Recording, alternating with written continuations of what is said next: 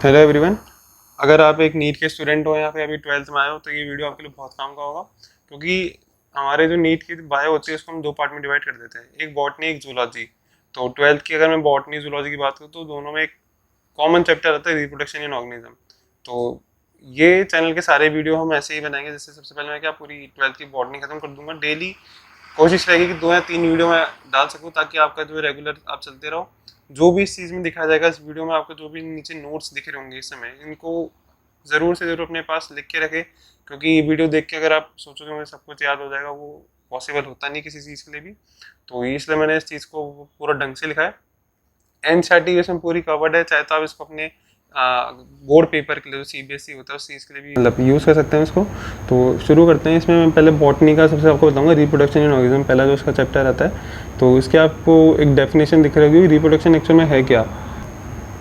Reproduction is a process by which living organism produce new individual similar to themselves. अगर आज एक बूढ़ा शेर मर जाता है तो उसके लिए एक नया उसका शेर होना चाहिए, तो उसकी स्पीशीज़ को कंटिन्यू रख सकते हो। ये क्या होता है कि organism maintain continuity of life and thus existence of species. Species होता क्या है वैसे, स्पीशीज़ है क्या, मैं आपको वैसे कन्फर्म करना चाहता हूँ। जैसे आप इंसान से ही बच्चा पैदा कर सकता है, रिप्रोडक्शन कर सकता है, या फिर मैं कैसे कॉपुलेट कर सकता है। शेर एक अलग स्पीशीज़ है, क्योंकि शेर के साथ ही बच्चा पैदा कर सकता है। इंसान के साथ कर सकता है, बंदर के साथ करते हैं। तो इस स्पीशीज़ का मतलब होता है species are reproductively isolated group. Now life span क्या होता है, लाइफ स्पैन होती है duration from birth to natural death. ये ज़रूरी natural death of organism, it is species specific. और लाइफ स्पैन है, it is a genetic character that has been acquired by species during course of evolution. कुछ example जैसे लिखे जाते हैं, elephant के साथ 60 to 90 ईयर है, क्रोकोडाइल 60 ईयर है, काव की 20-25 ईयर होती है, बटरफ्लाई की 1 से 2 हफ्ते होती है, ड्रोसोफिला जिसको हम फ्रूट फ्लाई कहते हैं। ड्रोसोफिला का आप जेनेटिक चैप्टर में बहुत हाई लेवल पढ़ेंगे। रोज़ प्लांट के बारे में पूछते हैं कि इसी कहती है 5 to 7 ईयर होती है। राइस प्लांट, ये अगर आप देखें राइस और वीट तो अपने सीजनल खाने पीने का होता है, तो इसलिए इनकी 3-4 महीने की ही रहती है। हाँ, और एक अगर आप एनसीईआरटी के हिसाब से देखें तो इसमें एक क्रो और उसका ज़रूर पूछा था पैरेट का कि साइज़, तो लाइफ स्पैन ध्यान रखना साइज़ पे मैटर नहीं करती, क्योंकि वो एक जेनेटिक कैरेक्टर में आता है, क्योंकि लाइफ एक जेनेटिक कैरेक्टर है, इस चीज़ को आप ध्यान रखना, वो साइज़ पे मैटर नहीं करती। तो 10 almost each living of individual is मॉर्टल, एक मर सकता है, लेकिन यूनिसेलुलर ऑर्गेनिज्म जो होते हैं जैसे मोनेरा प्रोटिस्ट था, ये नहीं होते। क्यों? क्योंकि ये ऐसे टूटे और दो में जो बनता है इनके, ये ही आपस में एक नए इंडिविजुअल बनाता है, यानी मरने के बाद टूट जाता है। टूटने के बाद जो दो बनता है वही एक नए इसमें ऑर्गेनिजम्स होते हैं ये लोग। तो रिप्रोडक्शन के क्या क्या फीचर होते हैं वो देखते हैं। पहला आता है सेल डिवीजन। रिप्रोडक्शन होते ही जैसे इंसान की बात करते हैं, स्पर्म और ओवम बनता है, स्पर्म और ओवम से बनता है फिर जायगोट। तो जायगोट का सेल डिवाइड करता रहता है, ताकि उससे फिर अगर आप आगे जाएंगे तो पढ़ पाते हैं जायगोट से कैसे एम्ब्रियो बनता है। बहुत सारी 32-64 स्टेजेस होती है सेल की, तो सेल डिवाइड करता है। 2 तरह के सेल डिवीजन होते हैं जो आप पढ़ते हैं। सबसे पहले माइटोसिस, एक सेल 2 सेल में डिवाइड होगी, इसमें जितने नंबर ऑफ क्रोमोसोम है उतने ही इसमें रहे, तो ये माइटोसिस होता है। माइटोसिस सिंपल डिवीजन होता है, इसमें कोई ज़्यादा कॉम्प्लेक्सिटी नहीं आती। तो इसका यही मतलब होता है एक सेल डिवाइड करें 2 डॉटर सेल में, जिसमें हर एक सेल के पास क्रोमोसोम भी सेम हो और आइडेंटिकल भी होती है, करना पड़ता है। It is the most fundamental division. Fundamental क्यों है, हर जगह आपको माइटोसिस दिखेगा। डिवीजन कोई जेनेटिक वेरिएशन नहीं आती, जेनेटिक वेरिएशन के लिए मियोसिस में आता है, कोई क्रॉसिंग ओवर होता है उसमें। Usually it occurs in asexual reproduction. फिर मियोसिस के बारे में पढ़ते हैं। मियोसिस क्या है, एक सेल जो डिवाइड होती है उस सेल को हम मियोसाइट बोलते हैं। मियोसाइट कुछ भी हो सकती है। 4 सेल में डिवाइड होगी, in which each cell have just half number of chromosome. इसमें ये रहता है, जैसे मान लो ये एक सेल है, ये 2 पार्ट में सेल। वैसे अगर मियोसिस को मैं आपको सेल सेकंड में ज़रूर पढ़ाऊंगा इस चीज़ को।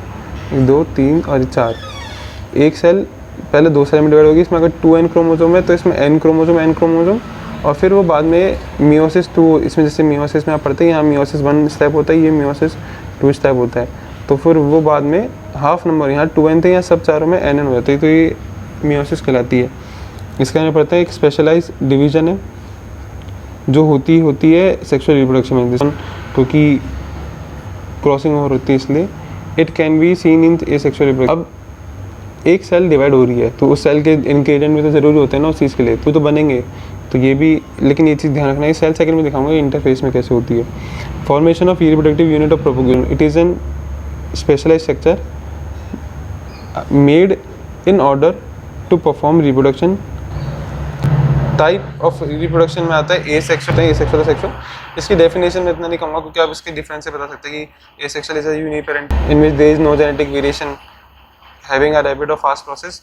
और आप देख सकते हो more common in lower living. Asexual with various, ये बहुत सारे तरीके से होते हैं, वो तरीके हम आगे पढ़ने वाले हैं। सेक्सुअल की बात करें, यूनि भी हो सकता है, बायोपेरेंटल भी हो सकता है। यूनि पेरेंटल में अगर आप देखिए टीनी और बायसेक्सुअल हम पढ़ते हैं एग्जांपल। बायोपेरेंटल तो इंसान है ही शेर जो अपने कॉम्प्लेक्स है। जेनेटिक वेरिएशन होती है, स्लो प्रोसेस है, कॉम्प्लेक्स प्रोसेस इसलिए स्लो प्रोसेस होता है। More common in higher living, जैसे हम हो गए, इट अकर्स विद लेस। अब हम बढ़ते हैं ways of asexual reproduction. Ways of asexual reproduction में आपको पता है binary fission, multiple fission, budding, sporulation, fragmentation और वेजिटेटिव रिप्रोडक्शन पढ़ेंगे। वेजिटेटिव रिप्रोडक्शन दो तरीके से होती है, जो नेचुरल तो होती है, लेकिन आर्टिफिशियल हमारे लिए ज़्यादा काम होती है क्योंकि हम इसी से ही मतलब बहुत सारी वेराइटीज़ बनाते हैं। तो बाइनरी फिजन पढ़ते हैं। बाइनरी फिजन आप सबको पता है, ये मैंने अमीबा का डायग्राम बनाया है। इसमें ना ये जो न्यूक्लियस है ना, ये वो करता है, टूटना स्टार्ट करता है। साइटोप्लाज्म तो बनता रहता है, पर पहले इसमें न्यूक्लियस टूट जाता है और फिर वो जाके साइटोकाइनेसिस होता है। तो पहले कैरियोकाइनेसिस हुआ यहाँ पे, फिर साइटोकाइनेसिस होता है। तो it is a division of cell into two equal halves. दोनों it is a kind of mitosis occur in unicellular organism, example Monera Protista. Type of binary fission, simple binary fission मतलब कि जैसा आप देख रहे हो सिंपल हो गया। लॉन्गिट्यूडिनल बाइनरी फिजन का मतलब होता है कि जब आपकी जो प्लेन है ना इस तरह से हो, ऐसे इस तरह के ऐसे, ये लॉन्गिट्यूडिनल में होता है। ओब्लिक थोड़ा टेढ़ा, यानी इस तरह से हो जाएगा तो ये ओब्लिक हो जाएगा। ट्रांसवर्स बाइनरी फिजन, जैसे पैरामीशियम का अगर आपने एग्जांपल देखा, उसमें दो न्यूक्लियस होते हैं कि यहाँ एक यहाँ इस तरह से। तो अगर आपको पैरामीशियम का ध्यान हो तो पैरामीशियम के दो न्यूक्लियस होते हैं, छोटा एक बड़ा। तो ट्रांसवर्स में ये प्लेन ऑफ डिवीजन है। मल्टीपल फिजन के सिंपल आपको पता होता है, सबसे पहले बहुत सारा कैरोकाइनेसिस होने के कारण न्यूक्लियस बहुत सारा टूट जाएगा, फिर साइटोकाइनेसिस करने में साइटोप्लाज्म में डिवाइड होके वो सेल टूट जाती है। इसका ध्यान रखना ये पॉइंट कि अमीबा दोनों कर सकते हैं, सिंपल भी और मल्टीपल भी। फेवरेबल कंडीशन में कोई दिक्कत नहीं, वो सिंपल बाइनरी फिजन कर ले, लेकिन अनफेवरेबल कंडीशन में खुद को बहुत सारा बना लेते हैं। बडिंग में सबसे पहले ये ध्यान रखना, इसमें पहले थोड़ा प्रोट्रूडेशन होता है, फिर बाद में वो कैरियोकाइनेसिस होके वो जो प्रोट्रूडेशन निकली है वो एक न्यूक्लियस को लेके फिर बाद में टूटता है। तो इसके डेफिनेशन पढ़ते हैं। इट इज एन आउटग्रोथ और प्रोट्रूडेशन formed over parental cell. It gets separate after getting daughter nuclei from parental cell. Example yeast को हम Saccharomyces cerevisiae बोलते हैं, इसका scientific name baker yeast, Breuer yeast भी बोलते हैं। Schizosaccharomyces एक तरह का यीस्ट होता है, लेकिन वो रिप्रोड्यूस करता है बाइनरी फिजन से, ध्यान रखना। स्पोरुलेशन पढ़ते हैं आप। Sporulation it is a reproduction by formation of spores, पता ही स्पोर की definition. It is a specialised asexual structure commonly producing lower living. दो मेजर काइंड ऑफ स्पोर्स आपको मिलेंगे, जू स्पोर और कोनिडिया। अब जू स्पोर का ध्यान रखना कि फ्लैजिला होता है तो मोटाइल होता है, कोनिडिया में कोई फ्लैजिला नहीं होता तो वो नॉन मोटाइल होगा।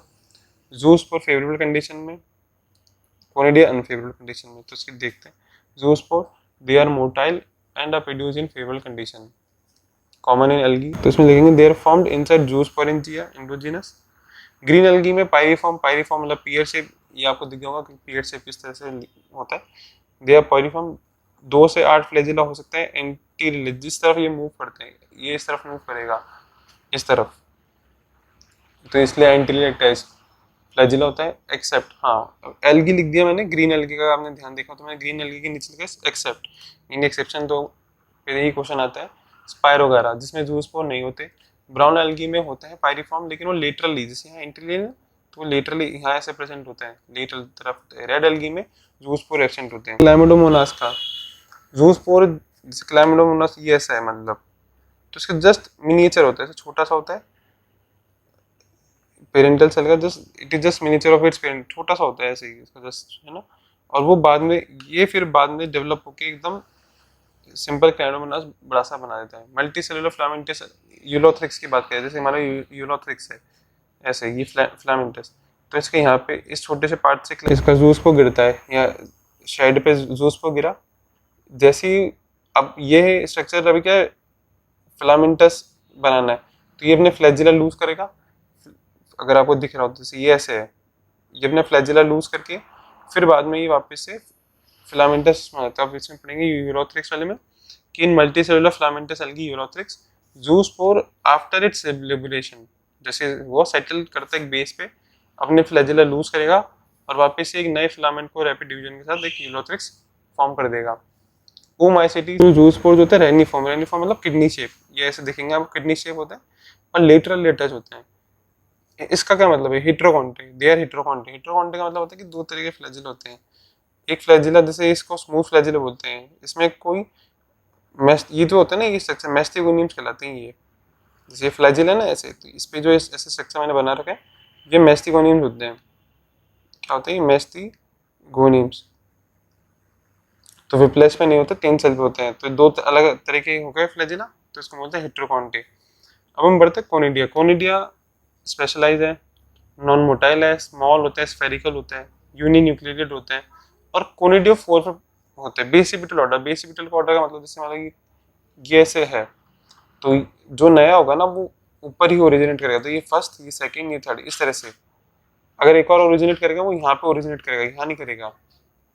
एक्रोपिट एक होता है एक्रोपिटल, जैसे ये है ना ऐसे। एक्रोपिटल में क्या होता है? जो नया बनेगा वो नीचे से बनेगा, बेसिपिटल में हमेशा ऊपर से बनता है। तो बेसिपिटल ऑर्डर में एग्जाम्पल फंजाई, एस्कोमाइसिटीज। जैसे इसका डायग्राम देखना आप, ये हो गया कोनिडियो 4। कोनिडियो 4 के ऊपर प्रेजेंट होता है आपका रेमी, रेमी के ऊपर प्रेजेंट होंगे मेटुला, मेटुला के ऊपर प्रेजेंट होता है स्टेरिगमेटा। तो जैसे आपके अगर ब्रांचिंग की बात करें तो रेमी पहली होगी यहाँ पे, कोनिडो 4 तक जैसे ट्री की ब्रांच नहीं थी वैसा हो गया। मेटुलस की सेकंड और लास्ट ब्रांचिंग कह रहे हैं, स्टेरिगमेटा कोई ब्रांचिंग नहीं, मैं नहीं आता। और फिर स्टेरिगमेटा के अगर आप देखो 1 2 3 4 5, ये इसको हम बोलते हैं बेसिपिटल ऑर्डर। अब हम पढ़ते हैं फ्रेगमेंटेशन। अब जैसे मैं आपको अभी तक क्या बताया, जैसे वेज ऑफ एसेक्सुअल रिप्रोडक्शन की बात करें, बाइनरी फिजन आपको मैंने बता दिया, मल्टीपल फिजन बता दिया, बडिंग आपको पता है, स्पोरुलेशन पता है। अब फ्रेगमेंटेशन, फ्रेगमेंटेशन बहुत सही है, कुछ इसमें कुछ खास नहीं है। कोई बॉडी है, फ्रेगमेंट हो गई, हर एक बॉडी उसकी एक नई इंडिविजुअल बॉडी बना देगी। तो फ्रेगमेंटेशन में इतना कुछ है नहीं। एक बॉडी अगर टूट जाए पीसेस में, तो उसका हर एक पीस अपने में एक नया इंडिविजुअल डेवलप करेगा। एग्जाम्पल आपके सामने। होप कि आपको ये वीडियो पसंद आएंगे, तो प्लीज़ इसको लाइक और सब्सक्राइब तो मत करें, आपकी इच्छा तो करें, लेकिन शेयर आप अपने दोस्तों से ज़रूर करें। और इसमें कमेंट आपका सबसे ज़्यादा मेन रहेगा कि आप कमेंट करें। तो ओके, बाय।